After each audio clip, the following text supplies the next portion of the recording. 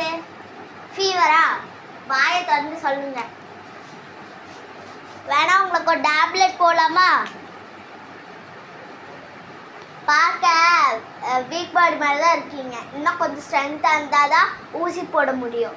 அதனால ஒரு டேப்லெட் கொடுக்குறேன். அதை மட்டும் காலையிலையும் ஈவினிங் மட்டும் போடுங்க சாப்பிட்றதுக்கப்புறம்.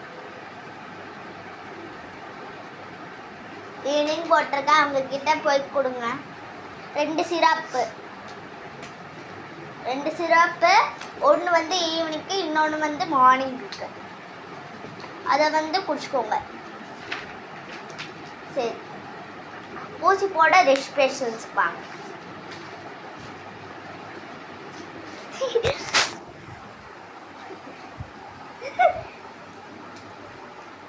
ஊசியை குத்தியாச்சு, பள்ளியை போட்டுக்கோங்க. பாய்.